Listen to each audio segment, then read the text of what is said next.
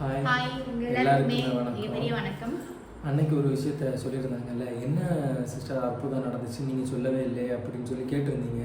அதுக்கு முன்னாடி நான் சில விஷயத்த மென்ஷன் பண்ணுறேன் இந்த வீடியோவில். என்னென்னா, சிலவங்க எங்களுக்காக ப்ரேயர் பண்ணதும் அதையும் தாண்டி ஒரு எப்போயுமே கடவுள் இது பண்ணுவார், துணை இருப்பார், ஆமேன் எல்லா நேரத்துலையும் பண்ணுவீங்க. அதை தாண்டி ஒருத்தர் எங்களுக்காக ஒரு ப்ரேயர் தனியாகவே பண்ணி பேராவாக ப்ரேயர் பண்ணி அதில் போட்டிருந்தீங்க.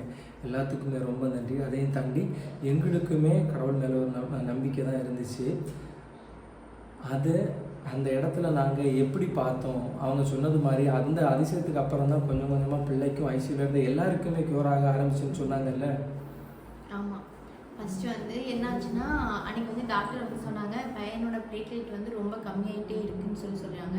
ஏன்னா ஒன்றுமே தேரவே மாட்டேங்க அப்படின்னு சொன்னாங்க. அப்போ ரொம்பவே இவரும் சரி நானும் சரி அந்த ஹாஸ்பிட்டல் ஐசியூக்கு வெளியே இருக்கு பார்த்தீங்கன்னா, சேர் பாடி போட்டிருப்பாங்க, அங்கே உட்காந்து நாங்கள் அங்கே உண்மையாகவே சொல்லப்போனால் அழுதுட்டோம். அப்படி இருந்துச்சு. ஏன்னா பையனுக்கு எதுவுமே தேரவே மாட்டேங்குன்னு சொன்னாங்கன்னு சொல்லி ரொம்ப ஃபீல் பண்ணிட்டு இருந்தோம்.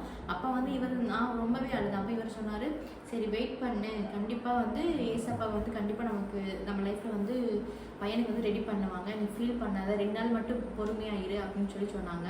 அதுக்கு பின்னா ஏசப்பா கண்டிப்பாக வருவாங்க, நீ பார் வேணாலும் கண்டிப்பாக ஹெல்ப் பண்ணுவாங்க, நீ ப்ரேயர் மட்டும் பண்ணிகிட்டே இரு, நீ உன்னால் முடிஞ்ச அளவுக்கு நீ ப்ரேயர் பண்ணிகிட்டே இரு, கண்டிப்பாக நிச்சயமே நல்லது நடக்கும், நீ கவலைப்படாதுன்னு சொன்னாங்க. இவர் உண்மையாக சொன்னார். அப்படி சொல்லிகிட்டே இருக்கும்போது பார்த்தீங்கன்னா, ஒரு புறா, அந்த புறா பார்த்தீங்கன்னா ஒரு ஒயிட், ஃபுல்லி ஒயிட்டு, கொஞ்சம் கூட வேறு கலரே கிடையாது, ஃபுல்லாக ஒயிட் கலரில் இருக்கு ஒரு புறா.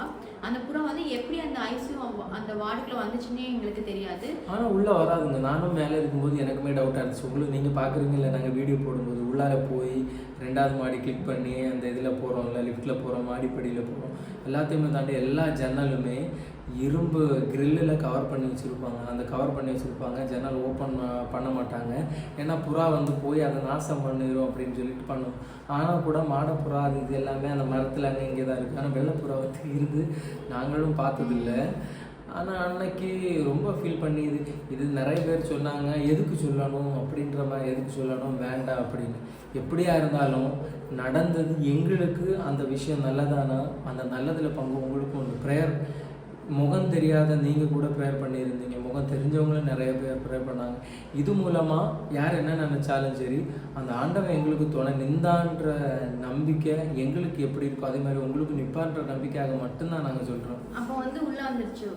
இவர் சொன்ன உடனே அந்த புறா மேலே ஐசியூக்கு குழந்தை இப்போ வச்சுருப்பாங்களா, அந்த வார்டுக்கு மேலே ஒரு ஸ்பீக்கர் பாக்ஸ் ஒன்று வச்சுருக்காங்க, அங்கே உட்காந்துருச்சு. உட்காந்தோடனே இவர் சொன்னார், பார்த்துட்டு அங்கே பாரு இதுதான் அப்படின்னு சொல்லி அப்படி சொன்னார். ஆனால் இதுதான் அப்படின்னு சொன்னால் எதுன்னு எனக்கு தெரியாது. புறா மட்டும் நான் பார்த்தேன். நான் ஹிந்து தானே, எனக்கு தெரியாது புறா பற்றி, எனக்கு இது எதுவுமே எனக்கு தெரியாது.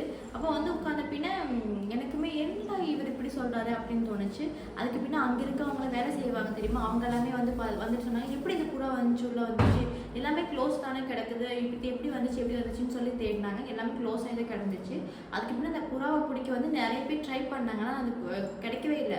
குச்சியெல்லாம் வச்சு தட்டியெல்லாம் பார்த்தாங்க, அது பறந்து கடைசியில் என்ன பண்ணுச்சுன்னா, பையன் படுத்திருப்பாங்க பார்த்தீங்களா ஐசியூ, அங்கே போயிட்டு அந்த கம்பி மாதிரி போட்டிருக்காங்க, அங்கே போய் தலையை வச்சு இப்படி கையை இந்த 2 காலுன்னு நினைக்கிறேன், அது காலை வச்சுட்டு அந்த மூக்கை இந்த வளைக்கில் விட்டு அப்படி நின்றுட்டே இருக்கு.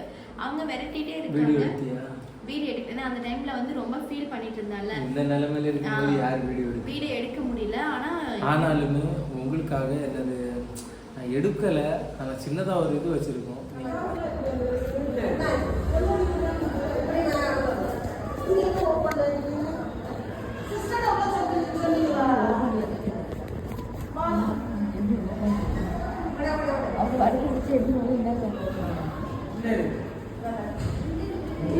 போக மாட்டார், அவர் போக மாட்டார், என்ன போக மாட்டார்.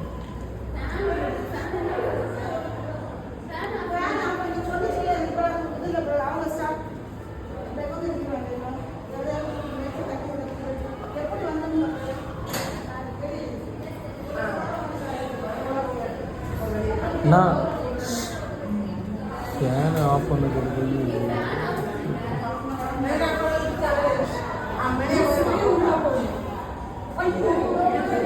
பார்த்தீங்களா வீடியோவில்?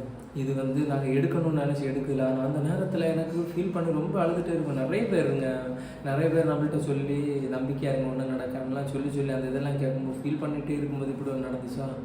அப்போ எனக்கு மனசுக்குள்ளே நிறைய பேருக்கு தெரியும். ஃபஸ்ட்டு இயேசுப்பா ஒரு இடத்துல வார நேரத்தில் ஒரு புறா வர்றது மாதிரி ஒரு பேச்சு இது வந்துருக்குன்னு பார்த்தீங்களா. அப்போ அதே மாதிரி நான் ஃபீல் பண்ணேன். அதனால் நான் ஜஸ்ட்டு ஆமாம் பாக்கெட்டில் வச்சு அதை எடுத்தேன்.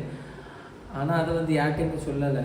சரி ஆனாலும் ஆமாம் அவன் நீங்கள் அந்த வீடியோ பார்த்து அவங்களுக்கு தெரியாது. ஆனால் நான் அது எதுக்காக வச்சேன்னா, நான் நம்ம மனுஷனை பெருசுப்படுத்துறதை விட கடவுளை தானே நான் பெருசு வச்சுட்றேன். அதனால எனக்கு இது தப்பாக தெரில, அதனால தான் இது வச்சேன். இப்படி தான் நடந்துச்சு. நீங்களுமே உங்கள் வாழ்க்கையில் கடவுளை நமக்கு எல்லாமே கன்ஃபார்மாக நடக்கும். அதுக்கு பின்னே என்னாச்சுன்னா, அந்த புறா வந்து இந்த பசங்களை வச்சுட்டு குழந்தைங்க வச்சிருக்கோம்ல, அங்கே வந்து மூக்கை வந்து அந்த வலைகளை விட்டுட்டு கையை இப்படி வச்சு காலை வந்து இப்படி வச்சுட்டு நின்றுட்டு இருந்தேன். பார்த்துக்கு பின்னே விரட்டி விட்டாங்க. அது போகவே இல்லை. கடைசியில் வந்துட்டு ஒரு ஃபேனுக்கு பக்கத்தில் போய் உட்கார்ந்த உடனே திருப்பி இங்கே விரட்டணுன்னா ஆப்ரேஷன் தியேட்டருக்குள்ளே போயிடுச்சு. குடுகுடுன்னு இங்கே இருக்கவங்க எல்லாமே ஓடுறாங்க. ஐயோ புறக்குள்ளே போயிடுச்சு, புறா உள்ளே போயிடுச்சுன்னு. அதுக்கு பின்னே அங்கே போய் பிடிச்சிட்டு வந்து வெளியே விட்டாங்க. ஆனால் ஃபுல்லாக ஒயிட்டாக தாங்க இருந்துச்சு. அப்போ இவர் சொன்னார், பாரு கண்டிப்பாக நிச்சயமாக ஒரு அதிசயம் நடக்கும், அதுதான் ஏசப்பா வந்திருக்காரு, நம்ம குழந்தைய மட்டும் இல்லை அங்கே இருக்க ஒவ்வொரு குழந்தைக்கும் ரெக்கவர் ஆகி போவாங்க அப்படின்னு இவர் சொன்னார். இவர் சொன்ன மாதிரி அந்த 2 நாளில் வந்து பார்த்திங்கன்னா எங்கள் பையனோட பிளேட்லெட் வந்து அதிகரிச்சது மிகப்பெரிய அற்புதம். ஏன்னா அவனுக்கு வந்து 40,000 தான் இருந்துச்சு, 40,000 30,000 அப்படி இருந்துச்சு பிளேட்லெட்டு. ஒவ்வொரு டாக்டருமே வந்து நர்ஸ்லேருந்து சொல்லவங்க எல்லாமே, என்னம்மா இப்படி இருக்குது நீ முடிஞ்சளவுக்கு ஜாப் பண்ண இப்படி தான் சொன்னாங்க. அதுக்கு பின்னாடி 2 நாள் கழிச்சு தான் பார்க்கணும் செக் பண்ணி பிளட் டெஸ்ட் எடுத்து செக் பண்ணும்போது பார்த்தீங்கன்னா அதிகமாகவே இருந்துச்சு. அப்போ வந்து டாக்டருக்கே ஒரு என்ன சொல்கிறது, ஒரு ஆச்சரியமாயிருச்சு, இது எப்படி இப்படி அதிகமாகும், இப்படி ஆக சான்ஸ் இல்லைன்னு சொல்லிட்டு திருப்பி அவங்க வந்து பையனை வந்து பிளட் எடுத்துகிட்டு போய் மறுபடியுமே லேபில் செக் பண்ணாங்க. அதுக்காக தான் ஒரு நாள் எங்களை வெயிட் பண்ண சொன்னாங்க. ஏன்னா அன்றைக்கே எங்களுக்கு டிஸ்சார்ஜ் பண்ணியிருக்க வேண்டியது, பட் அந்த டெஸ்ட்டுக்காக ஒரு நாள் வெயிட் பண்ண சொன்னாங்க. அடுத்த நாள் பார்க்கும்போது அதை விட எங்களுக்கு குறையில அதிகம் தான் ஆச்சு.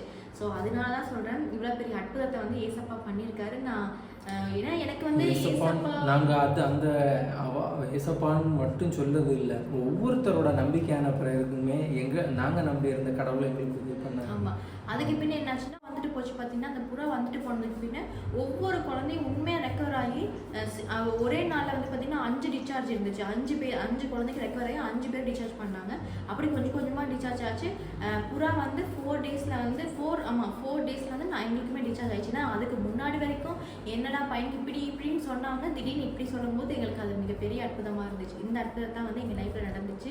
உண்மையாக நாங்கள் வந்து ஏசப்பா வந்து சத்தியமாக சொல்கிறேன், ஏசப்பாவை நாங்கள் உண்மை மனசளவில் நம்ப ஆரம்பித்தோம். என்னதான் கஷ்டம் வந்தாலும் அவர் கைவிட மாட்டாருன்னு சொல்லி உண்மையை நம்புறேன். ஏன்னா நானே ஒரு ஹிந்து பொண்ணு, பட் எப்படி சொல்றது, நானே ஒரு ஹிந்து பொண்ணு, பட் எனக்கு ஏசப்பா பற்றிலாம் பெருசாக தெரியவே தெரியாது. நீங்களுமே வீடியோ பார்க்குறவங்க நினைப்பீங்க அப்படின்னா இவங்களை கொண்டு போய், இப்போ நிறைய பேர் கன்ஃபார்மாக நினைப்பாங்க அவங்கள கொண்டு போய் மாற்றி இருப்போம், இவங்கள கொண்டு போய் அவங்கள்ட்ட கேட்டால் தெரியும். இன்னைக்கு வரைக்கும் நான் அந்த மாதிரியான எதுவுமே சொன்னதில்லை. நான் சொல்லது என்னன்னா, எதுவுமே வேண்டாம், எல்லா விஷயத்தையுமே தெரிஞ்சுக்கோ, இது என்னன்னு தெரிஞ்சுக்கும் போது சில உண்மைகள் தெரிஞ்சிச்சுன்னா நீ இப்போ சில உண்மைகள் நமக்கு தெரியல, இது இப்படி நடந்திருக்குன்ற உண்மைகள் தெரியும் போது நீ உன் மனசுல படியான ஒரு வேண்டுதலை வை.